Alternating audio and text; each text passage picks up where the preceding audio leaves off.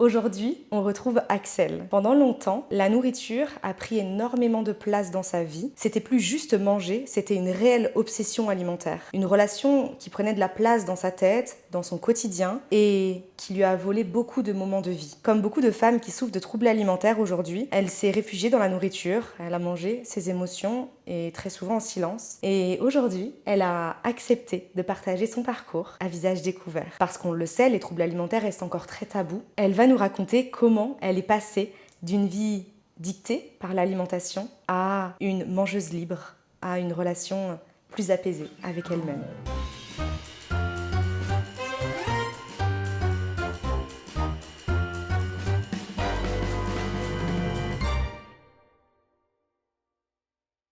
Merci d'être là, Axel, chez moi, pour la première invitée, comme je disais tout à l'heure. On fait avec les moyens du bord. Je n'ai absolument aucune déco, mais comme je disais, le principal, c'est notre humeur dans cette vidéo et cette spontanéité. Et voilà. Je te sers avec des verres en plastique. J'ai pas de tasse, hein. Mais d'ailleurs, je vais en profiter pour me servir un verre aussi. Ok, alors on va rentrer dans le vif du sujet directement. Axel, de quel trouble alimentaire souffrais-tu ? Avant qu'on mette un mot dessus ensemble, je ne savais pas, mais on était sur de l'hyperphagie. L'hyperphagie est non vomitive, je ne me faisais pas vomir, mais j'ingurgitais énormément de nourriture. Alors, pour les personnes qui ne savent pas ce que c'est l'hyperphagie, est-ce que tu peux nous dire, toi, comment tu l'as vécu ? C'était quoi les symptômes ? Qu'est-ce qui t'a fait dire que tu souffrais d'hyperphagie ? Je dirais qu'il y a certains moments où je rentrais, en tout cas c'est comme ça que j'ai identifié à l'âge adulte, je rentrais chez moi à la maison, il y avait soit ça pouvait être un ressenti un peu de stress ou une fatigue ou n'importe quoi d'ailleurs, mais à la fin de ma journée, en fait je tournais dans mon appartement et je ne pensais qu'à la nourriture. Je ne pensais, moi c'était beaucoup les Kinder Bueno, c'était beaucoup le chocolat Côte d'Or, enfin bref. Et en fait, je ne pensais qu'à ça. Je pensais qu'en mangeant un repas, un morceau de viande, des protéines, etc., que ça allait me caler, ça allait me faire du bien. En fait, c'est juste parce que j'avais faim. Je croyais que j'avais juste faim. Je mangeais déjà quand même beaucoup parce que j'avais besoin de quantité. Et malgré ce beau repas que j'avais déjà fait, il y avait encore quelque chose qui n'était pas rempli. Et là, je continuais à tourner. Un peu comme un hamster en cage, en fait. Je continuais de tourner. Et de toute façon, il y avait un moment où j'ouvrais mon placard. Je le savais aussi, qu'il y avait des choses qui traînaient, des Kinder Bueno qui traînaient. Et alors là, c'était pour moi, une fois que je commençais, si tu veux, je ne m'arrêtais pas. Donc c'était, tant que je ne commençais pas, finalement ça allait, ça tournait, c'était là, mais il ne fallait pas que je commence. Par contre, si jamais j'ouvrais, je commençais, c'était terminé. Alors là, j'allais aller jusqu'au bout, et quand je dis jusqu'au bout, en fait, c'était aller du début du paquet, donc la première tablette de Kinder Bueno qui était là, jusqu'au... Je crois qu'on est sur des paquets de 8 x 2. C'est à peu près ça les paquets que j'ai achetés. J'allais jusqu'aux 16 barres de Kinder Bueno. J'allais jusque-là. Besoin de me remplir. En fait, besoin de me remplir, c'est ça, moi, que je pense sur l'hyperphagie, c'est un besoin de se remplir. Sans mâcher, sans prendre forcément beaucoup de conscience à ce que tu fais, mais tu manges, tu te remplis. Tu te remplis jusqu'à ce qu'à un moment, tu te sentes pleine. Alors, Axel, avant qu'on rentre un peu plus dans le vif du sujet avec les troubles alimentaires et que tu nous en dises encore plus sur comment tu te sentais, etc., dis-nous, tu viens d'où ? Ok. Alors, aujourd'hui, j'habite à Lyon, mais je viens d'une petite campagne dans le Pas-de-Calais. J'ai grandi avec mes frères et sœurs. On allait jouer, on avait de la chance, il y avait une ferme à côté de chez nous, on allait jouer à la ferme, c'était très chouette. On était beaucoup dehors, on jouait beaucoup dehors quand on était petit. Et on jouait avec, je dirais, un peu ce que tu as dans une campagne, c'est-à-dire les choses de base. On allait à la ferme, on jouait avec les vaches, avec les animaux. Et voilà, ça c'est le souvenir que j'ai, un environnement qui était très vert, très calme, où on avait beaucoup d'espace. Pour remettre le contexte, donc Axel, si aujourd'hui elle est sur mon canapé, aujourd'hui chez moi, c'est parce que... Alors c'était il y a combien de temps ? Parce que maintenant ça fait longtemps. Hein. Je dirais 2 ans. C'est en 2024. Ouais, exactement, on est en 2026, donc c'est ça, je dirais 2 ans. Ça, 2 ans. 2 ans, ouais. il y a 2 ans. elle m'a contactée pour justement sortir des troubles alimentaires et elle a fait donc l'accompagnement by TCA. Et depuis, on est resté plus ou moins en contact avec les réseaux sociaux, etc. Et donc, je l'ai contactée il y a quelques semaines de ça en lui disant est-ce que ça te dit de venir témoigner de ton parcours? Et elle m'a dit mais oui, avec plaisir. Et voilà. Donc, je suis trop contente que tu sois ici avec moi et que tu puisses partager ton parcours parce que je sais que ça va parler à tellement de femmes. Tellement de femmes ont honte, comme je le disais tout à l'heure, ça reste tabou. Ouais, complètement. Et pour le coup, beaucoup de personnes ont honte, mais surtout que beaucoup n'osent pas en parler et beaucoup ne peuvent pas voilà, le montrer sur Internet, Ouais. etc. Enfin, c'est pas évident. Et donc merci pour ça parce que je sais que ça va sûrement parler à beaucoup de personnes et peut-être d'autres qui se diront ah ok et donc moi aussi peut-être qu'aujourd'hui je dois peut-être aller vers quelqu'un pour me faire accompagner ou bien moi aussi en parler autour de moi, même pas forcément se faire accompagner mais ne serait-ce qu'en parler. Donc c'est vraiment un premier pas, c'est ce que je dis, le premier pas c'est d'en parler, c'est libérer la parole en fait. Complètement.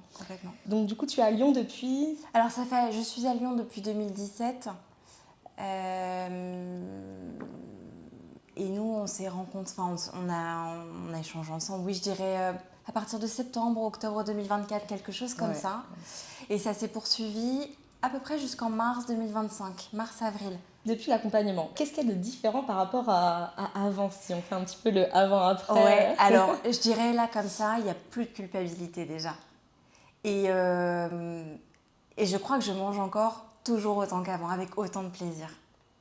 En fait, j'avais peur quelque part que il fallait que j'arrête la nourriture, alors que c'était pas ça du tout. Je mange de tout aujourd'hui. Je mange de tout. Il n'y a pas de culpabilité dans le sens où quand je le mange, c'est que je sais qu'à ce moment-là, j'en ai besoin. Et donc je le mange. Ok, je vais le manger là et puis c'est tout. Après, passe à autre chose.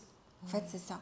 C'est ça. Si on reprend quand tu as commencé les compulsions, comment ça a commencé ces compulsions alimentaires? Comment tu es passée de mangeuse normale à mangeuse compulsive? Alors de mangeuse normale à mangeuse compulsive, je m'en rappelle pas forcément beaucoup. En tout cas, je sais que ça date depuis que je suis petite, je dirais, ce besoin parfois de me remplir, de manger en cachette et d'aller vers des aliments... moi, c'était les aliments sucrés, vraiment très très sucrés. Donc dans ma vie d'adulte, je ne sais pas exactement quand. En tout cas, je sais que ça a toujours été. J'ai toujours eu... Il y a eu des comportements petits dont je me souviens d'avoir acheté en cachette du chocolat, de les avoir mangés, de cacher les papiers sous le lit, de ne pas vouloir que ma mère les découvre. Donc ça date vraiment d'il y a très très très très longtemps finalement. Mais c'est avec la vie d'adulte que ça a été complètement exacerbé. Parce que en fait, je dirais que c'est dans la vie d'adulte que j'ai ressenti que c'était pas normal ce que je faisais. Est-ce que justement il y a eu un moment où tu t'es dit là c'est pas normal, là j'ai un problème avec l'alimentation? Là, avec mes 2 précédentes relations, avec les 2 personnes avec qui je vivais, je le faisais systématiquement. Et en fait, j'étais presque regardée comme mais comment est-ce que tu arrives à engloutir tout ça? Donc en fait, on me pointait du doigt finalement ce que je faisais. Et... Comme si c'était toi le problème? Ouais, exactement. Presque comme si... Oui, genre, t'as pas de volonté. Si t'avais pas de volonté, enfin, si t'avais de la volonté, t'en mangerais pas autant. Que t'en manges 1 ou 2, pourquoi pas, mais que tu en manges 15 là comme ça, il y a un problème. Il y a un problème aussi quelque part. Ouais. Qu'est-ce que tu faisais qui entretenait exactement ce que tu voulais quitter? Alors, je dirais que bizarrement, ça m'arrivait toujours le soir.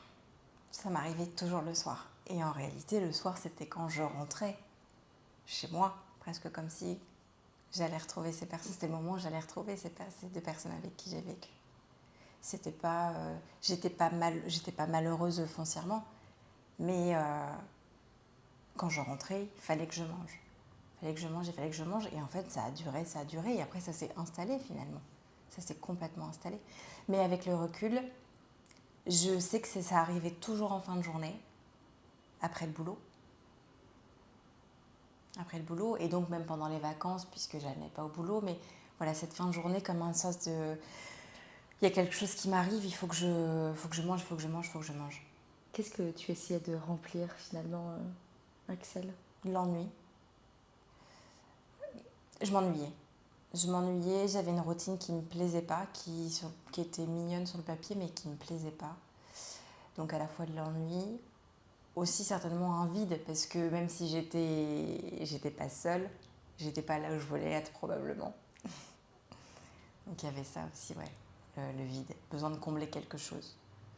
Déjà, le moment où tu t'es dit, ok, il y a quelque chose qui ne va pas et je vais demander de l'aide pour en sortir. Il y a eu un cap quand même, parce que il y a eu beaucoup de temps. le moment où tu prends conscience que tu as un problème avec l'alimentation et le moment où tu te dis, ok, go, je me lance dans un accompagnement pour essayer d'en sortir, il y a eu énormément il y a de quand même temps. un pont. Il y a eu énormément de temps, on parle d'années. On parle d'années avant ça. Moi, c'est ce comportement-là où je rentrais, allez, je dirais que ça a commencé, au moins ça a été exacerbé en 2015 et je t'ai contactée en 2024. Donc ça fait Plus de quasiment 10 ans. 10 ans. Quasiment 10 ans où en fait j'avais ça et moi je me disais que oui, j'avais bien un problème, que les personnes autour de moi avaient beau être gourmandes, avaient beau aimer manger, elles ne se remplissaient pas comme je me remplissais. Puisque moi je me remplissais en fait. Est-ce que tu te rappelles d'une situation où justement, là tu t'es dit, ok, je vois qu'il y a quelque chose qui ne va pas, soit un moment au restaurant, soit avec des amis, ou soit à la maison? C'était quand j'étais seule. Quand je mangeais avec du monde, je mangeais bien, mais c'était pas un souci. Finalement, je suivais un petit peu tout ce qui se passait. Mais c'était quand j'étais seule. Quand j'étais seule, peu de temps avant de te contacter, où là, je me suis dit, mais en fait, tu continues à te cacher. Tu continues à te cacher, puisque c'est quand tu es seule que tu prends toutes ces choses. Tu les fais pas en étant accompagnée de quelqu'un, tu les fais en étant toute seule. Tu avais peur qu'on te voie, tu avais honte de quoi exactement, Axel? Oui, j'avais peur à la fois qu'on me voie, qu'on me dise quelque chose pendant que j'étais en train de le faire. Et pendant ce moment-là, j'avais pas besoin qu'on me dise quoi que ce soit. Je voulais pas qu'on me dise quoi que ce soit. Je savais je savais que j'étais en train de vivre la crise, mais je voulais pas qu'on me dise quoi que ce soit pendant ce moment-là. Ni juste avant parce que je sentais la crise venir, ni pendant parce que j'étais en train de remplir quelque chose, et certainement pas après. Parce que moi, je l'avais déjà, la culpabilité, j'avais pas besoin qu'on m'en rajoute. Parce que tu savais ce que tu faisais. Ouais. À ce moment-là, tu n'avais pas besoin qu'on te le dise, qu'on te dise « Ah, c'est pas bien, Axel !» Ah non, je le savais moi-même. Évidemment, je le savais moi-même. Et qu'est-ce que tu recherchais justement en mangeant? Cet apaisement? Ouais, de l'apaisement. De l'apaisement, et puis il y a des fois où les crises étaient tellement violentes que je me demande si je les provoquais pas pour aller chercher l'écœurement sur les aliments qui me comblaient quand ça allait pas. Ces Kinder Bueno que je mangeais, allaient jusqu'à 16. Je me disais toujours, mais un estomac, même quelqu'un qui mange beaucoup, j'ai déjà mangé énormément juste avant. Alors quand je dis que j'ai mangé énormément juste avant, je me rappelle, je me faisais 6 à 8 croque-monsieur juste avant. Puis après, je partais sur les Kinder Bueno. Donc en termes déjà et de quantité de nourriture, et je me dis physiologiquement, il y a un moment donné où ton corps il est censé être écœuré de ce que tu fais. Donc je le recherchais, en me disant le jour où je serai écœurée par cet aliment, je n'irai plus. Comme si c'était vraiment l'aliment le problème, c'était lui le problème. Au début, pour moi, c'était juste l'aliment le problème. J'étais obsédée par lui. Et à ce moment-là, comment était la relation avec ton corps? J'allais te dire mauvaise, mais très difficile. Très, très, très, très difficile. J'ai toujours eu une relation conflictuelle avec mon corps, et je dirais notamment surtout avec une partie de mon corps, avec mon ventre. Alors quand je dis mon ventre, je parle de mon ventre, mes hanches, mais c'est cette partie-là qui a toujours été. Et puis, quand je mange, c'est mon ventre que je remplis. C'est mon ventre que je remplis. Et donc c'est mon ventre que je vais encore plus détester d'avoir accueilli tout ça parce que le pauvre, en fait, derrière, il n'en peut plus. Donc il y a une espèce de cercle vicieux où je suis en conflit avec lui, je ne suis pas du tout gentille avec mon ventre parce que je n'aime pas son aspect, et puis je vais voir jusqu'à où il est capable de recevoir ce que je lui impose. Et après, je vais encore plus le détester parce qu'il a pris la forme qu'il avait besoin de prendre probablement pour être à l'aise. Comment tu te parlais à toi-même, Axel, à ce moment-là? Je pense qu'à un moment, je lui parlais même pas. Je lui parlais même pas en direct, mais j'avais des mots envers moi-même qui étaient négatifs parce que je pensais qu'en fait, je manquais complètement de volonté. Très souvent, quand on prend conscience qu'on a un problème avec l'alimentation, on remet souvent la faute sur nous. Ouais. On est dans l'autoflagellation et on se dit mais attends, mais c'est pas possible, j'ai pas de volonté. Ouais. Mais en fait, c'est pire. Ouais. Ça ne fait qu'entretenir, ça ne fait qu'alimenter le cercle vicieux. Parce que c'est nos pensées qui activent des émotions et après c'est le cercle vicieux de je mange. Et puis après, je culpabilise d'avoir mangé, mais du coup, je pars dans le foutu pour foutu. Et du coup, je remange encore plus. Et du coup, tu te sens mal, les sensations d'inconfort, de ballonnement, etc. t'amènent des émotions négatives et du coup, ça te ramène à manger. En fait, c'est un cercle sans fin. C'est ça. Et ça, tu me dis que tu l'as vécu pendant presque 10 ans. Oh ouais. On l'a dit, il y a eu un pont entre le moment où tu prends conscience et le moment où tu te dis « Ok, je veux m'en sortir ». Il y a eu un temps qui s'est écoulé. Et donc ça a été quoi? Est-ce qu'il y a eu un véritable déclic là où tu t'es dit ok c'est trop, ok là j'en peux plus, un moment peut-être que tu te rappelles où là tu te dis c'est bon, c'est le moment de trop, je ne veux plus, Alors il y a eu plusieurs choses. Déjà j'ai pris conscience que la vie dans laquelle, je dirais donc les 2 relations dans lesquelles j'étais, qui sur le papier pouvaient être très bien, hein. J'étais accompagnée, j'avais quelqu'un dans ma vie, mais j'étais pas bien. Et déjà prendre la décision de quitter les personnes avec qui j'étais pas bien m'a fait énormément de bien. Ça, c'était une première chose. J'étais juste pas moi à ma place. J'étais pas là où j'avais envie d'être, là où j'avais besoin d'être. Et donc déjà quitter ces 2 relations successives m'a fait beaucoup de bien. J'ai rencontré mon compagnon actuel, avec qui du coup j'ai senti que tout de suite ça c'était il y a quelque chose qui s'ouvrait. J'ai commencé à marcher énormément. Je ne marchais pas du tout, je n'étais pas du tout quelqu'un qui marchait et je me suis mise à marcher, à aimer la ville de Lyon alors que je ne l'aimais pas et à beaucoup marcher. Et rien que ça, je me suis dit mais en fait là il y a quand même quelque chose qui s'est débloqué. Donc j'ai laissé faire. La nourriture était quand même encore très présente et j'avais encore aussi des moments de crise, notamment parce que je partais en déplacement pro. Et en fait, là, je me suis dit, mais les déplacements professionnels, t'aimes bien ça, t'aimes bien la vie que tu mènes aujourd'hui, J'avais besoin de vivre seule. Et mon compagnon le comprenait complètement, on vivait chacun de notre côté, donc cette vie me plaisait. Et je me suis dit, mais là, en fait, ça arrive encore. Je pense qu'il y a quelque chose de plus intériorisé à aller voir. plus profond Que ça.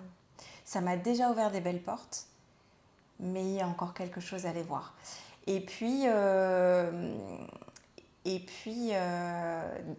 une fois ou deux, j'étais avec mon compagnon et on mangeait du chocolat. Et donc lui, il mangeait comme ça, son carré avec plaisir. Et moi, en fait, je continuais à taper, à jamais m'arrêter. Et donc là, il me l'a dit vraiment avec des mots très gentils, c'est pas du tout le problème, mais il s'en est rendu compte aussi, lui. Et donc, je me suis dit, ouais, effectivement, j'ai peut-être besoin d'aller creuser ce qui se passe. Et alors, va savoir pourquoi, de fil en aiguille, je suis tombée sur ton compte et j'ai entendu les termes foutu pour foutu. Je me cache, j'ai honte. Et là, je me suis dit, mais en fait, mais c'est moi ça. C'est ce que je ressens. C'est ce que je ressens, donc ça veut dire finalement que ce que moi j'identifie comme un problème, ça existe vraiment. Enfin, je peux mettre un mot dessus. C'est pas juste moi qui manque de volonté. C'est qu'il y a... C'est une maladie, c'est pas une maladie grave, mais il y a un trouble. Une maladie mentale. Voilà, c'est ça, il y a un trouble. Et rien que ça, déjà, ça m'a fait du bien de me dire, je n'ai pas je suis pas seule. C'est ça. Ça existe. Oui. Et puis le fait que ce soit dit par toi, par une femme, ça prenait aussi beaucoup plus sur son sens. Parce que je me suis dit, mais en fait, je pense qu'on a un paquet de nanas comme ça, et ouais. concernées par les troubles alimentaires. Complètement. Et donc à ce moment-là, alors qu'est-ce que tu t'es dit quand tu as vu mon compte, les mots qui ont reflété, qui ont fait sens par rapport à toi? D'oxygène. Je me suis dit, je vais pouvoir en parler à quelqu'un. Et il y a quelque chose qui existe qui va m'aider à voir ce qui se passe et comment est-ce qu'on peut... comment est-ce que je peux trouver des solutions en fait. Alors, déjà, lors de l'appel de découverte, Oui. ça remonte un petit peu et depuis, Ouais. j'en ai fait quand même beaucoup, donc Ouais. j'ai plus, voilà, exactement euh, les souvenirs, voilà, sont loin dans ma tête, mais peut-être que tu te rappelles un peu plus que moi déjà lors de l'appel de découverte. Comment t'es-tu sentie? Est-ce que directement tu te dis, ok, je me lance, je sais que j'ai une porte de sortie? Parce que très souvent, je le vois avec les filles que je peux avoir en appel de découverte, le premier échange avant de se lancer dans l'accompagnement, elles me disent, mais qu'est-ce qui va me garantir que je vais y arriver? Tu vois, il y a cette peur de se dire, mais attends, les autres y arrivent, mais peut-être que moi, je ne vais pas y arriver. Peut-être encore Ouais. l'autoflagellation, Mm. tu vois. Ouais. Encore ce truc de victimisation, en fait, Ouais. au fond de soi, en se disant, bah non, mais c'est pas pour moi, ça, enfin, je dois y arriver. Et il faut vraiment passer ce cap-là. Je sais qu'il est difficile, mais moi, je l'ai vécu en ayant souffert aussi des troubles Ouais. alimentaires, la même chose que toi, Axel. Quand je me suis fait accompagner, avant de me lancer, je me suis dit, mais non, mais je peux y arriver. Ou alors si, je vais y arriver, mais toute seule. Ça va, je vais y arriver, Ouais. mais toute seule. J'ai pas besoin d'aide. Tu sais, cette petite Ouais. ego là qui Bien parle. sûr. Bien sûr. Bien Cet sûr. ego qui te dit, mais non, mais pourquoi Ouais. t'as pas de problème. Mais non, Ouais. t'as pas de problème. C'est ça exactement. Pas vouloir le voir, laisser bien tout ça sous le tapis. Là, en fait, j'étais déterminée et en même temps, c'était un peu ma dernière chance. Pourquoi je te dis ça? Parce que pendant 10 ans, je pense que j'ai essayé un petit peu tous les régimes. J'ai essayé tous les régimes. Quand tu dis tous les régimes. J'ai essayé du Weight Watcher, j'ai essayé du Dukan, etc. Et en fait, je me suis bien rendu compte quand même très vite que, ouais, sur le papier, oui, ça marchait parce que je ne mangeais plus du tout ce que j'aimais manger. Mais sauf que derrière, en fait, ça durait, ce programme, ce régime que j'entreprenais durait peut-être 3 jours, 4 jours. Et après, en fait, c'est comme si j'étais juste une bombe à retardement. J'étais une bombe à retardement, je m'étais privée. Et alors là, quand j'avais lâché le truc, parce que je finissais par le lâcher, c'était tellement difficile, mes troubles revenaient puissance, je sais pas, puissance 1000. Et en fait, ce qui a fait que je t'ai contactée, c'est qu'à aucun moment j'ai entendu parler de régime. C'était pas du tout un régime. C'était quelque chose de doux quand tu dis foutu pour foutu, etc. Jamais t'as dit j'ai un manque de volonté, etc. Et ça m'a fait du bien. Je me suis dit, mais en fait, les régimes sont absolument pas la solution, puisque ça vient pas de... C'est pas mon corps qui gère pas bien en réalité. C'est là que ça se passe. C'est les émotions. Exactement. C'est un problème d'alimentation, c'est un problème Et émotionnel. oui, mais c'est ça.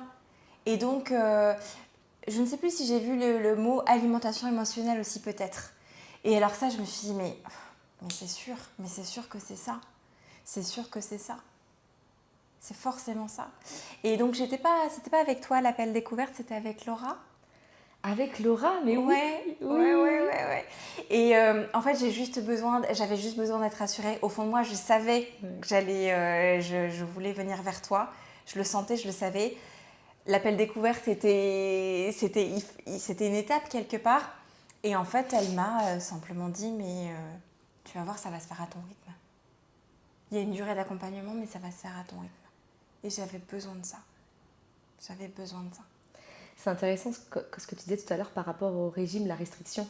On est dans une société quand même, dis-moi si tu es d'accord avec moi, mais on a envie de changement rapidement. On veut que les choses se fassent vite. En même temps, on peut avoir toutes les informations hyper accessibles, trop vite, tout le temps. Ouais. On n'a même plus besoin d'ouvrir un bouquin et de regarder dans le dictionnaire le mot qu'on a juste à taper sur le téléphone et on a les informations directement. Aujourd'hui, j'ai envie de dire 99% des femmes qui souffrent de troubles alimentaires ont un rapport compliqué avec leur corps. Ouais. Et en fait, elles veulent perdre du poids. C'est la première, très souvent, c'est ce qu'on vient de me dire à chaque fois. Moi, je veux perdre du poids, Pauline. Moi, je veux perdre du poids. Ok, mais attends, on va aller voir autre chose avant. Là, on n'en est pas là. Et en fait, donc, elles vont enchaîner des régimes, donc comme ton parcours, pendant des années où tu vas essayer des trucs, mais à être dans la restriction constante, c'est pas une vie. Parce que j'imagine que, ok, tu atteignais un poids qui peut-être te convenait, mais au fond, tu n'étais pas épanouie parce que tu n'étais pas... Je le faisais pas pour moi. En réalité, je le faisais pas pour moi. Je me rappelle de mon premier compagnon, en fait, qui me disait... mais t'as pas un ventre plat ou t'as pas un ventre assez plat ou finalement tu t'habilles pas assez... je me souviens qu'il avait employé les mots « t'es fade ». j'étais fade. Et du coup, c'est vrai que je me suis sentie très longtemps fade. Et donc, je m'étais dit qu'en perdant du poids, en perdant ce ventre que je détestais, bah là, j'allais me sentir incroyablement bien. J'allais me sentir hyper puissante. Et donc, oui, je suis allée. Mon objectif était de perdre du poids. C'était ça que je cherchais. Perdre du poids et puis arrêter tout ce que j'aimais manger. Parce que pour toi, perdre du poids était synonyme de beauté, de j'ai réussi, j'ai de la volonté. J'ai du contrôle sur moi aussi. Tu vois, elle sait se contrôler en fait. C'était ça pour moi, savoir perdre du poids. Et aussi peut-être donner tort aux personnes qui te disaient que aussi, t'es mais fade. Complètement. Et qu'est-ce que ça te faisait à l'intérieur de toi quand tu recevais des mots comme ça à ton égard blessants, on va pas se mentir, ça fait pas plaisir de... Ça faisait pas plaisir, mais je les croyais. Je les croyais. Et c'est pas que cette personne-là. Probablement qu'il les disait pas, c'était pas pour me faire du mal, c'était l'image que lui en avait aussi peut-être. Et de toute façon, même si lui ne m'avait pas dit ça, t'es inondé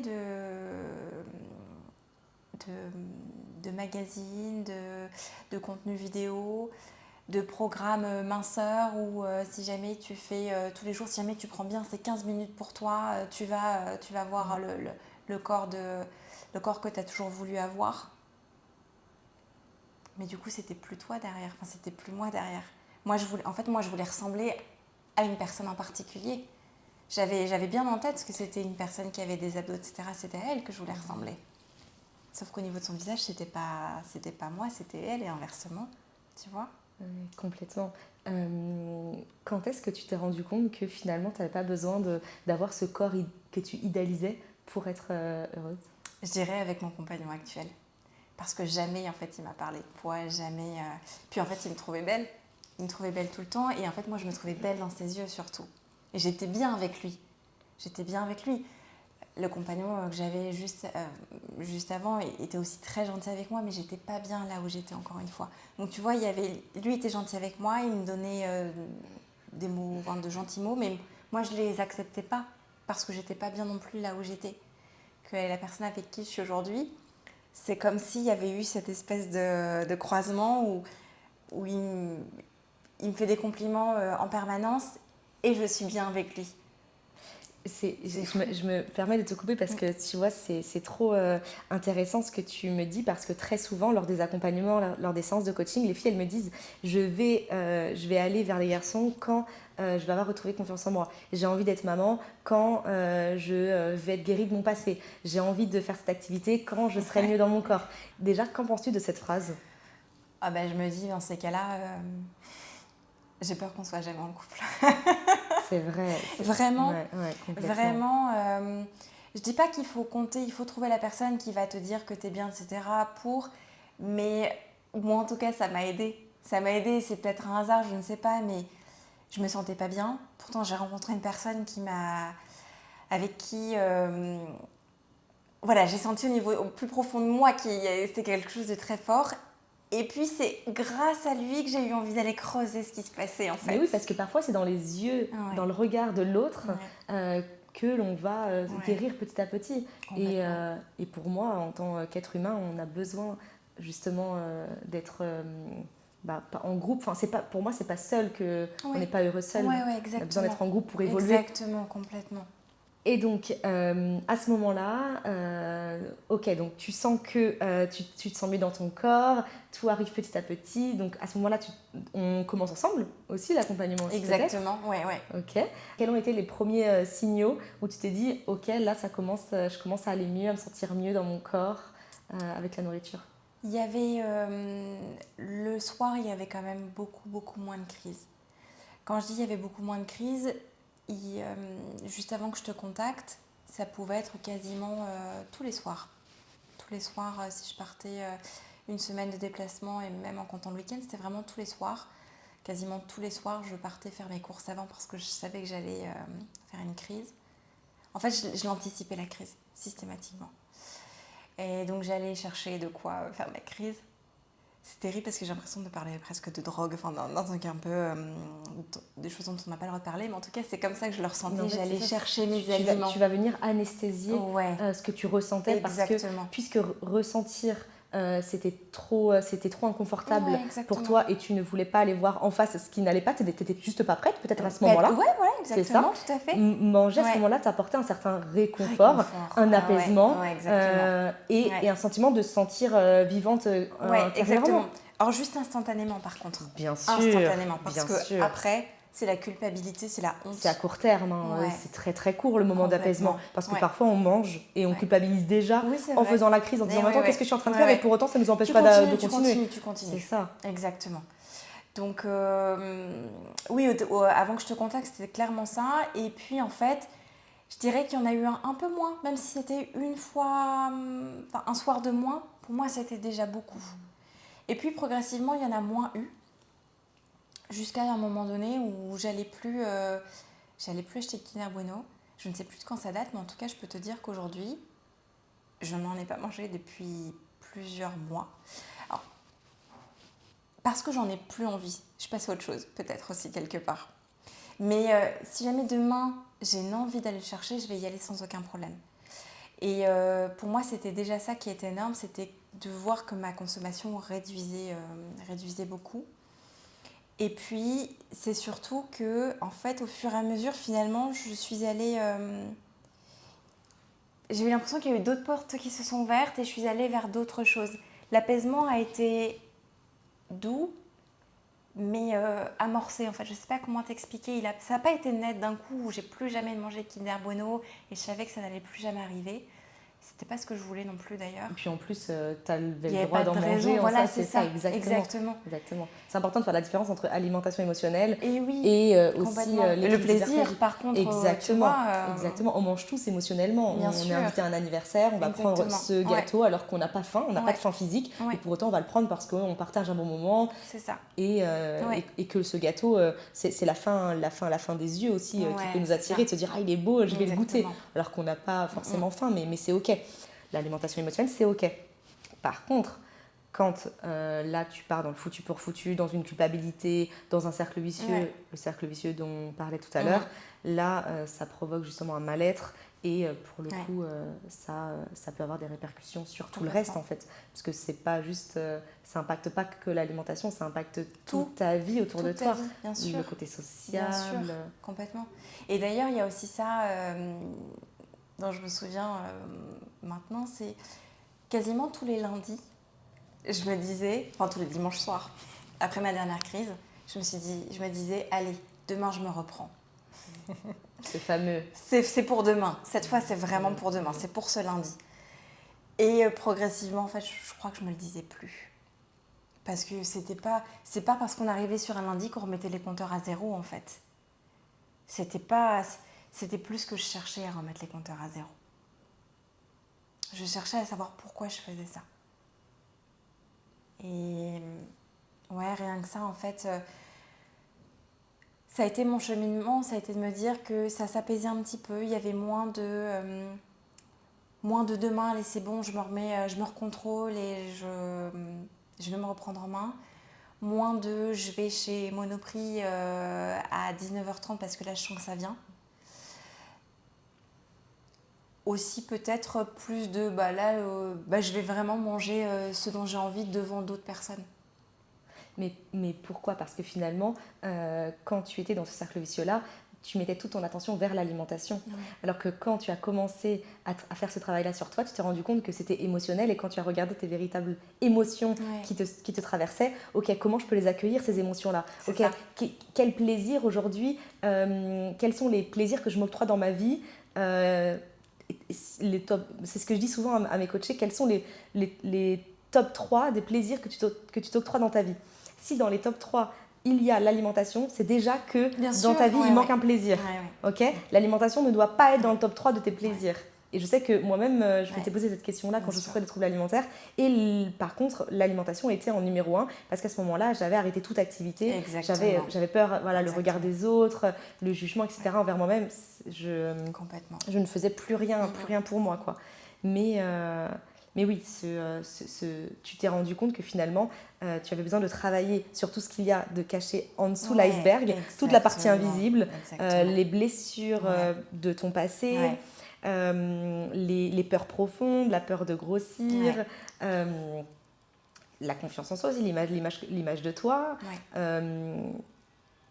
Et toutes ces choses-là, en fait, qui au fur et à mesure t'ont permis de retrouver une relation saine avec l'alimentation. Oui, complètement.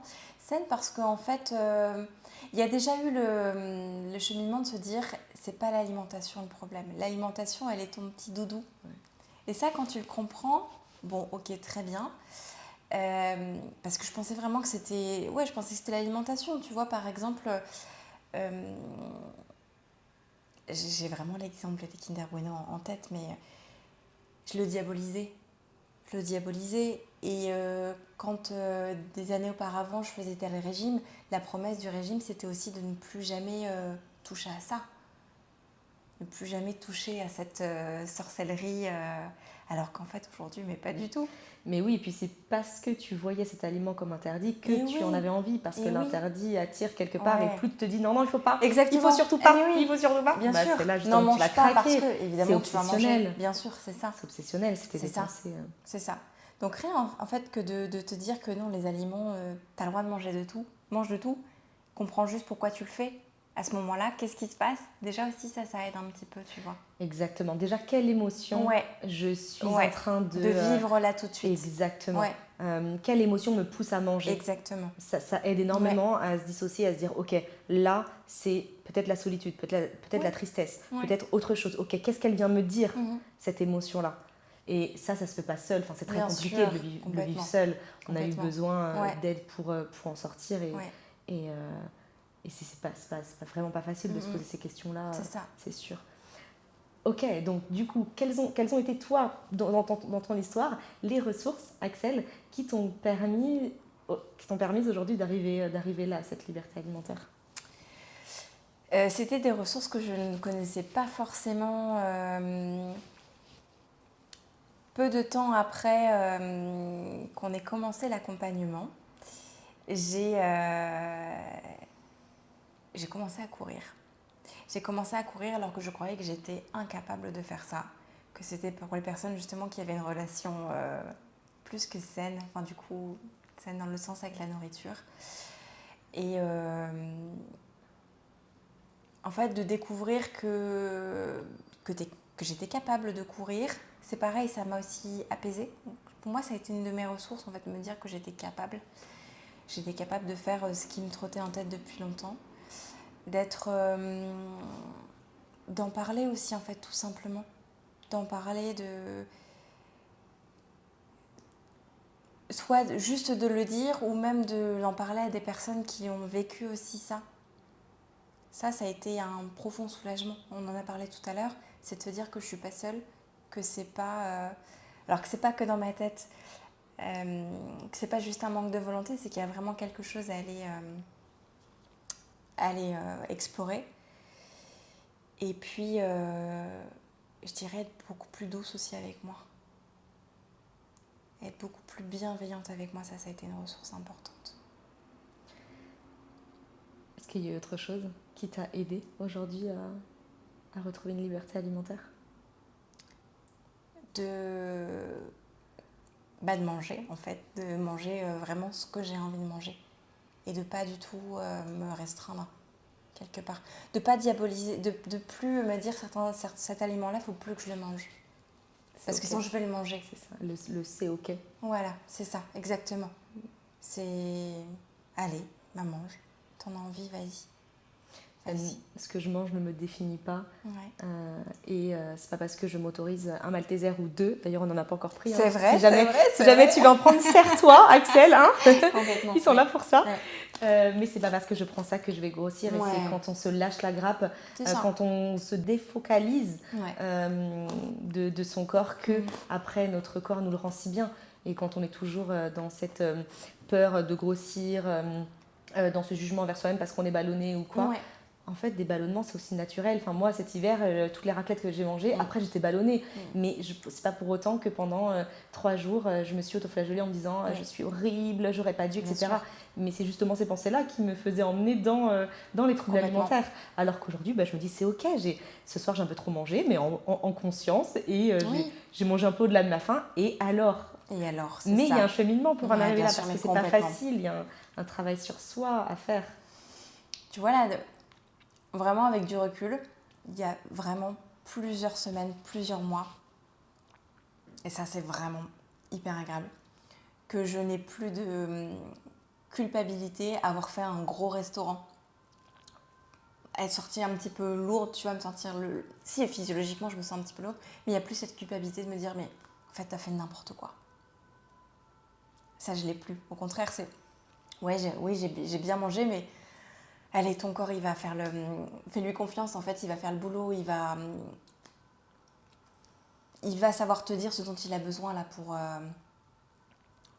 pas se rééquilibrer, mais si pour retrouver finalement un peu sa forme. Et il y a aussi des choses dont je me suis complètement éloignée. La balance. Je me pesais quasiment tous les jours à scruter le moindre écart de poids. En plus avec une balance, si tu veux, qui ne mesurait absolument pas, qui ne mesurait rien à part le poids en tant que tel. Donc on est des femmes, on a des cycles, etc. On peut prendre plusieurs centaines de grammes à l'approche des règles. Et avant tout ça, moi, ça me perturbait. Ça définissait comment j'allais être dans la journée. Aujourd'hui, la balance, elle est encore chez moi parce que j'aime bien mesurer un petit peu si jamais j'ai des protéines suffisantes, etc. Mais en soi, peut-être que je me pèse une fois tous les 2-3 mois. Et ça, c'est énorme pour quelqu'un qui avait l'habitude qui se pesait tous les jours pour contrôler où elle en était. Ça, c'est énorme.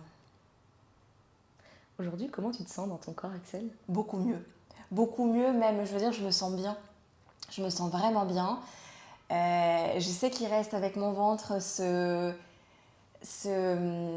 passé mot doux, mais j'ai toujours mon ventre gonflé. Je l'ai toujours.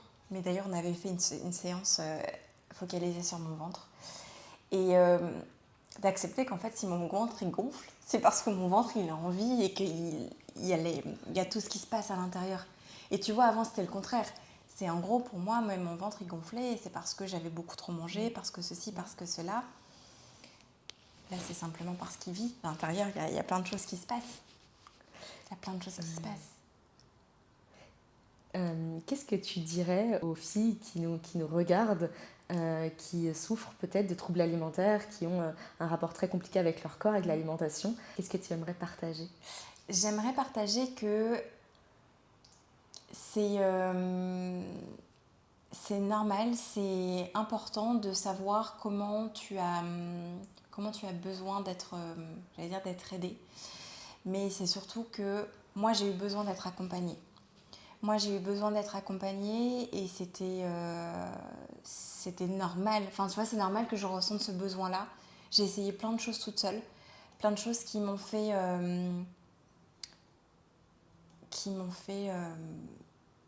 me détester encore plus à certains moments parce qu'en fait, je ne les tenais pas. Et dès l'instant où j'ai accepté que je pouvais solliciter de l'aide de quelqu'un, surtout quelqu'un qui avait vécu ça, ça te libère énormément. Et surtout, je dirais aujourd'hui, ça m'a libéré de l'espace pour plein d'autres choses. C'est-à-dire ? Je vais aller au restaurant si jamais j'en ai envie. Et peu importe, les steaks frites, ça m'arrive pas tout le temps parce que je suis pas une grande fan de frites, je suis pas une grande fan de viande. Mais il y a des moments où, punaise, j'ai envie de ce gros burger, ce machin, et ben je vais le prendre. Et c'est pas un problème. Au contraire, c'est un plaisir. C'est un vrai plaisir. Ça m'a permis aussi finalement d'être plus en paix quand je mange avec quelqu'un. Je me souviens avec mon compagnon, si jamais je mettais des petites choses comme ça sur la table, si je tapais une fois dedans, après c'était presque l'orgie, tu vois. Que là, là c'est là à côté, et j'ai pas l'impression de lorgner du tout dessus, au contraire, je suis contente, c'est là, c'est à disposition, c'est beau, c'est mignon, je vais en prendre si j'en ai envie. Mais il y a plus ce truc de commence pas parce que si jamais tu commences, t'es foutu. Et ça, c'est incroyable, c'est libérateur. C'est cette sensation que ça me laisse aussi de l'espace dans mon corps. J'ai plus envie vraiment de bouger. Si je me suis mise à la course à pied, c'est parce que mon corps avait envie de ce mouvement-là et je me suis autorisée aussi à lui donner ce mouvement. Dans mes souvenirs, je crois que tu faisais de la danse aussi. Je voulais faire de la danse, je voulais faire de la bachata. Ouais. Pour moi, ça c'est encore compliqué. J'ai essayé 1 fois, 2 fois, 3 fois, j'ai pris des cours. C'est encore un petit peu compliqué, mais là, ça vient toucher, je pense, plus la peur du contact avec l'autre. Je suis plus du tout sur problème avec l'alimentation. C'est plus le contact avec l'autre qui est encore difficile à part les proches. Ouais, c'est ça. Et puis peut-être qu'aujourd'hui, il y a d'autres activités qui te parlent et qui t'appellent beaucoup plus que la danse et qu'à un moment donné, on a le droit de reprendre un chemin, d'essayer une activité et puis de se dire ok, finalement, je vais aller partir sur une autre. Ça reste dans le coin de ma tête. Honnêtement, ça reste dans le coin de ma tête, mais je me dis simplement, pour l'instant, c'est peut-être encore trop tôt. En fait, je suis toujours en chemin. Je suis toujours en chemin. L'accompagnement m'a complètement ouvert des portes. Il m'a aussi donné beaucoup confiance. Et en fait, moi, j'ai envie de continuer sur ce chemin-là. J'ai envie d'aller explorer. Il y a encore des petits blocages. J'ai envie de continuer à aller voir ce qui se passe à mon rythme. Et c'est aussi ce que j'ai aimé dans le cadre de l'accompagnement, c'est que j'avais vraiment l'impression que c'était à mon rythme. C'était pas quelque chose qui était imposé. Cette séance, elle allait me faire du bien. Tu vois, je le savais. Et c'était pas du bien forcément là tout de suite, parce qu'il y a eu 1 ou 2 séances où j'ai pleuré avec toi, je me souviens. D'ailleurs, peut-être qu'on pourrait en reparler de cette séance, mais il y a une séance où j'ai pleuré. De quoi te rappelles-tu? Parce que peut-être que les souvenirs vont me remonter. Une séance, c'était l'arbre. Tu te rappelles l'arbre avec ses racines et ses feuilles? Complètement. Et en fait, je ne m'attendais pas à pleurer pendant cette séance. Moi, ça allait être, avant cette séance, ça allait être une petite séance classique, peut-être une séance d'hypnose. Enfin bref, j'y allais vraiment avec une tranquillité, c'était sûr. Et quand je suis sortie de cette séance, je me suis dit, mais qu'est-ce que j'ai pleuré? Qu'est-ce que ça a lâché là? Qu'est-ce que ça a lâché? Je ne peux plus te dire le contenu parce qu'au final, il est passé. Mais, oui, bien sûr. Mais en tout cas, il y a eu aussi ces séances où c'était pas juste on allait discuter. Il y a des séances qui ont été extrêmement profondes pour moi, qui sont allées toucher des choses que je ne soupçonnais même pas. C'était tellement enfoui, c'était peut-être il y a tellement longtemps. Et pourtant, derrière, ça m'a vraiment apaisée. Ça m'a vraiment apaisée. Donc là, tu as déjà répondu à cette question, mais peut-être qu'il y a autre chose qui vont arriver. Qu'est-ce que finalement ça t'a permis, cet accompagnement, l'accompagnement by Tessia? Je crois que je me sens plus proche de mes proches aujourd'hui. J'ai envie de partager du temps, des moments avec eux. Et j'ai même envie, depuis quelques temps, de rencontrer d'autres personnes, de faire des voyages avec d'autres personnes. Je suis quelqu'un qui, par nature, je suis très solitaire. Je ne cherche pas à rencontrer d'autres personnes que mon cercle, que je connais depuis maintenant longtemps. Et là, tu vois, on continue alors que l'accompagnement a pris fin depuis plusieurs mois. Là, je sens que ça a encore ouvert quelque chose, ça a mis du temps, mais là, j'ai envie d'aller vers d'autres personnes. J'ai envie de sortir de mon petit cercle, de ma zone de confort, en fait. C'est ce que j'allais dire, sortir de ta zone de confort pour te prouver à toi-même que tu es capable. Exactement. Je sais que je suis capable, mais il faut que je me lance, en fait. Il faut que je me lance. Mais rien que quand déjà tu investis sur toi pour rentrer dans l'accompagnement, tu te dis waouh, où est-ce que je suis là? Qu'est-ce que j'ai fait? Qu'est-ce que ça va m'ouvrir? Qu'est-ce que ça va m'ouvrir?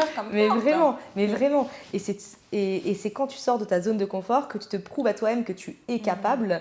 Et c'est après que oui, c'est ce que je dis aussi beaucoup de fois à mes coachés, tu peux conscientiser beaucoup de choses. Mais au final passe à l'action, parce qu'encore une fois il y a un point, je comprends le mécanisme, je comprends le cercle vicieux, je sais comment aller vers le cercle vertueux, mais en fait je reste là. C'est ça. Parce que je passe pas à l'action, j'ai peur c'est ça. Et dans ton parcours, est-ce que tu te rappelles l'avoir vécu, ces blocages, même si c'est vague, parce qu'encore une fois ça fait maintenant 2 ans, mais... Eh bien, je te dirais la danse quand même. Je suis allée à des cours collectifs, j'ai commencé avec des cours collectifs Et le prof qui faisait les cours, je l'aimais beaucoup, il était vraiment très chouette. Mais je sentais que ça bloquait, tu vois, je sentais que sur les semaines de déplacement où j'étais sur place, je n'y allais pas. Il y avait des cours quasiment tous les soirs et pourtant je trouvais toujours une excuse pour ne pas y aller. Donc il y a eu quelque part un premier passage à l'action, même si sur le moment j'aurais pu me dire, en fait, du coup, t'as échoué. Et je me suis dit, si jamais tu n'y vas pas alors que tu as envie d'y aller, c'est qu'il y a autre chose autour, à l'intérieur, il y a autre chose à aller voir. Et donc, la danse, c'est peut-être juste pas le moment. Par contre, le lâche pas, parce que ce sera le moment un jour, ce sera le moment quand ce sera le bon moment en fait. En fait, c'est quand tu as commencé à sortir de ta zone de confort, mais à tester des activités que tu te disais non mais c'est pas pour moi. C'est ça exactement. Qu'au fur et à mesure tu as semé des graines. Alors et même si au début c'est inconfortable, mais même dans l'accompagnement, même pendant les séances, c'est inconfortable parce qu'on va travailler sur des sujets où on n'a même pas conscience que ça peut avoir un lien avec l'alimentation. Et au fur et à mesure quand on avance, on se rend compte qu'on sème des graines et c'est comme ça que le cheminement se fait.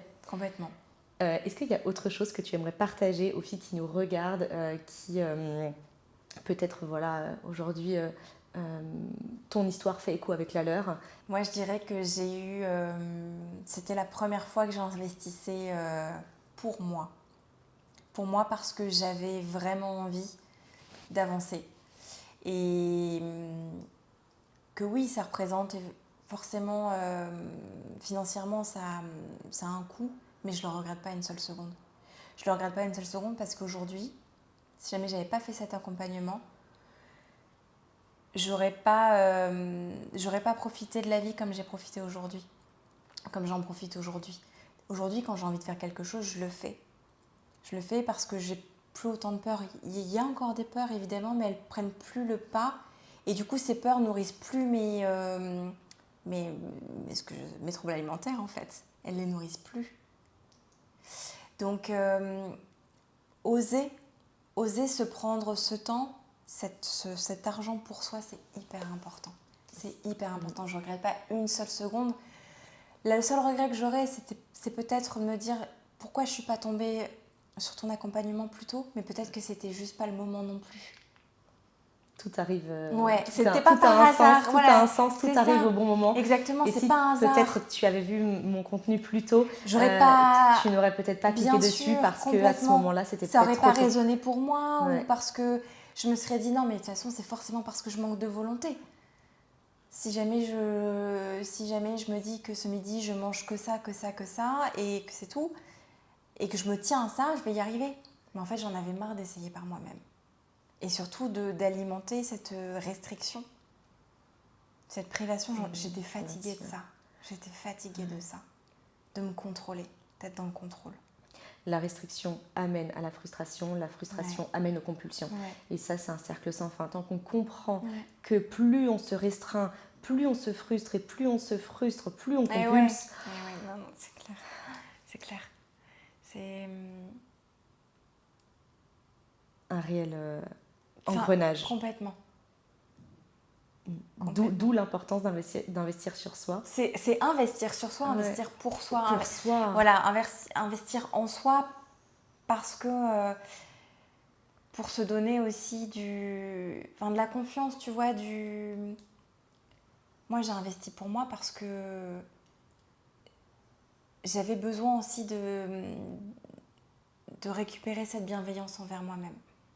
Je l'avais plus. Dans tous les cas, c'est pour moi un des premiers piliers à aller travailler. C'est justement le regard que l'on porte sur soi-même et cette bienveillance à retrouver. Comment tu veux sortir des troubles alimentaires si tu es toujours dans la négativité, dans la critique, mais vraiment, bien sûr. C'est pas possible. Pas possible. Bien sûr. Clairement. Complètement. Et tu vois, encore aujourd'hui, je me rends compte que j'ai des mots quand même de plus en plus doux avec moi. Je suis beaucoup plus patiente aussi avec moi-même. La course à pied, je ne l'ai pas faite la course à pied pour perdre du poids. Ça aussi, ça a été très différent. Et on en avait beaucoup parlé ensemble. C'était finalement, arrête de faire les choses parce que tu dois les faire, parce qu'il faut les faire. Et quand tu auras compris ça, tu feras quelque chose parce que tu avais envie de le faire. Et moi, la course à pied, en réalité, ça faisait des années que j'y pensais, mais je pensais que j'étais pas capable. Et puis à un moment donné, je me suis dit, vas-y. Et puis j'ai fait peut-être 3 km, je ne sais plus comment ça s'est passé.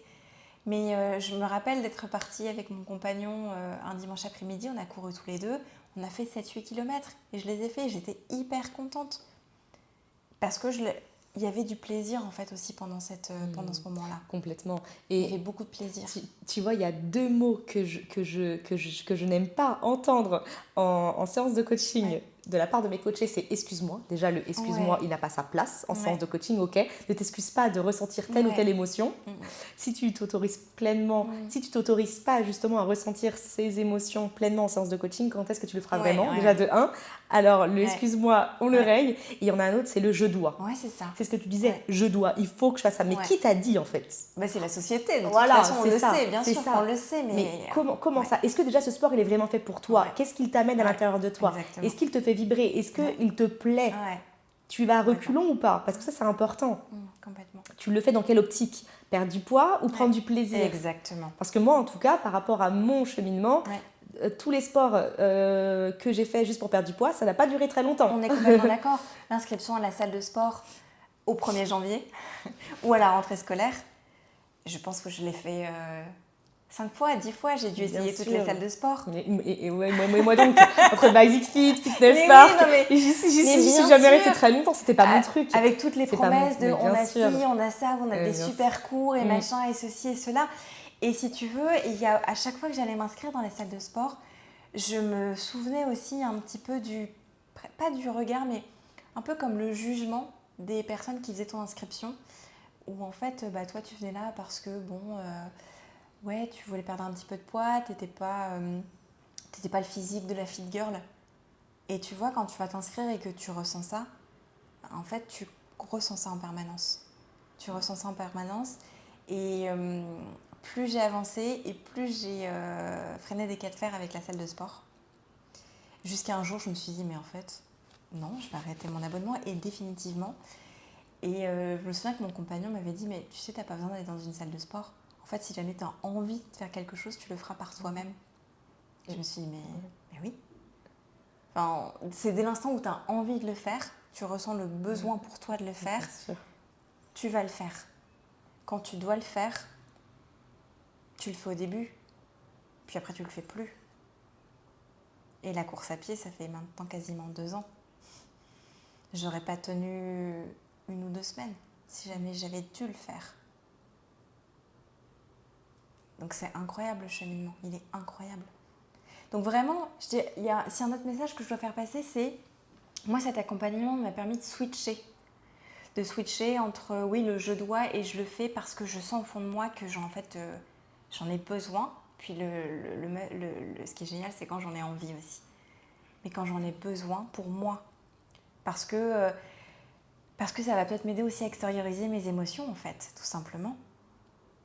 Parce qu'aujourd'hui, tes émotions, tu les extériorises avec le sport.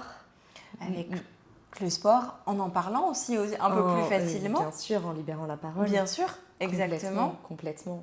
Et aller vers d'autres choses que je n'osais pas faire avant. La poterie, par exemple. La poterie, tu sais, le fait de modeler. Le fait de modeler, moi, j'ai l'impression que c'est comme si j'apportais du soin à mon corps. Je ne suis pas quelqu'un qui se caresse, qui s'apporte beaucoup de douceur au niveau du corps, et pourtant je pense que c'est un peu la base. Et bien le fait de passer par autre chose que moi, je peux quand même m'apporter un petit peu de douceur. Et donc je suis allée vers ce genre de choses. Jamais j'aurais imaginé aller faire un peu de poterie. Et pourtant ça a des effets, mais tellement positifs, tellement doux. Bien sûr, de tester de nouvelles choses. Complètement. Exactement. Exactement. Est-ce qu'il y a autre chose que tu voulais nous partager avant de conclure sur ce magnifique témoignage? Eh bien, écoute, que je suis hyper heureuse, que je suis contente d'avoir commencé le coaching. À la fin des séances, je savais que ça allait continuer. En fait, je savais que ça allait continuer à mon rythme aussi. J'ai toujours besoin de savoir que je vais faire les choses à mon rythme. Et donc, ça a vraiment continué. Et en fait, finalement, je dirais que je cherche pas un but ultime. J'ai envie de continuer sur le chemin parce que le chemin me fait déjà beaucoup de bien et m'ouvre beaucoup de portes. Et pour moi, il va continuer, et parce que c'est aussi ce que j'aime en fait, je pense, c'est je vais aller travailler au fur et à mesure d'autres choses que je ne soupçonne pas forcément aujourd'hui, mais je vais y aller au fur et à mesure et ça va m'apporter énormément. Le développement de soi, comme on dit, le développement personnel, c'est toute sa vie. Exactement. C'est pas juste, c'est ça. Bien sûr. C'est ça. Complètement. Exactement. Il n'y a plus aujourd'hui de but ultime recherché, il y a vraiment, ok, continue. Qu'est-ce que ça va te proposer? Mais tu verras. Mais vas-y, mais fonce en fait. Fais-toi confiance aussi beaucoup. Fais-toi confiance, crois en toi. Et tu vas voir que plus tu vas te faire confiance, plus tu vas être douce envers toi-même, plus ça va t'ouvrir des portes. C'est l'inverse du cercle vicieux. C'est vraiment plus tu es bienveillante envers toi. La gratitude aussi. De reconnaître tout ce que j'ai, tout ce que la vie m'offre, m'a aussi beaucoup aidée à avancer tout simplement. Ouais, hyper important. La gratitude, j'en parle aussi beaucoup, que ce soit sur les réseaux, avec mes coachés. Ça peut paraître bateau, ça peut paraître tellement simple, et pourtant c'est un pouvoir. C'est un pouvoir de positif énorme. Tellement. Donc se faire confiance, oser investir sur toi, en fait, se donner, s'accorder l'autorisation d'investir pour soi. Moi, c'est vrai que c'était facile, j'étais seule, je travaille, je n'ai pas d'enfant, c'est pour moi, tout ce que je fais, c'est pour moi. Et d'ailleurs, auprès de mes proches, je le dis. Je le dis, j'ai que moi à penser et je ne veux avoir que moi à penser. Vraiment, je l'assume. Et pour mes proches, c'est complètement, c'est complètement ok, mais je pense qu'ils en rigolent aussi beaucoup. Mais accorder cette autorisation de... Être égoïste, c'est pas négatif. Voilà, exactement. Mais maintenant, du coup, tu vois, il y a aussi ça a changé. Pour moi, être égoïste, avant, c'était vraiment penser qu'à ma gueule. C'était forcément négatif. Et en fait, aujourd'hui, c'est le contraire. Je vais penser à moi, mais en réalité, si je pense à moi que je suis bien, je vais forcément aussi, d'une manière ou d'une autre, pouvoir aider les autres. Complètement. Et ça, c'est incroyable. Ouais. Ça, c'est incroyable. J'aimerais terminer sur cette magnifique phrase de fin, Axelle. Merci pour ce moment. Merci d'être venue jusqu'à Paris, dans mon chez-moi. Chez toi. C'est ça. J'espère que tu auras l'occasion de repasser sur Paris et de revenir chez moi une fois que tout sera décoré pour voir le avant-après. Avec plaisir. Merci beaucoup, Pauline. Merci à toi. Ça me fait beaucoup de bien de parler de ça, parler de toute cette histoire, parler de toute mon histoire aussi, parce que quelque part, encore une fois, on n'est pas seul à vivre ça, et toi, tu as eu aussi le cran quelque part de te dire, ce que j'ai vécu moi, je vais en parler à d'autres et je vais les aider, je vais en faire mon métier, et ça, c'est incroyable. Tu as eu ce cran, et merci Pauline, parce que j'en serais pas là aujourd'hui. Il n'y aurait pas eu autant de portes ouvertes pour moi si jamais j'en étais restée à presque il y a 2 ans en arrière. Merci Axelle pour tes mots qui me touchent énormément. Merci Axelle pour ton authenticité, ta sincérité, de nous avoir partagé ce témoignage, ton histoire. Et je pense que ton histoire va parler à beaucoup de femmes qui vivent aujourd'hui ce que tu as vécu. Et si toi aujourd'hui tu souffres de troubles alimentaires, sache une chose, c'est que tu n'es pas seule, et que si on a réussi, que ce soit Axelle ou moi, à sortir des troubles alimentaires, tu en es largement capable aussi. D'autres témoignages arrivent bientôt sur ma chaîne avec d'autres femmes que j'ai accompagnées qui sont sorties des troubles alimentaires. Alors si tu veux ne louper aucun témoignage, n'oublie pas à t'abonner, n'oublie pas à liker cette vidéo, à mettre un petit commentaire, ça fait toujours plaisir. Et on se dit à très vite!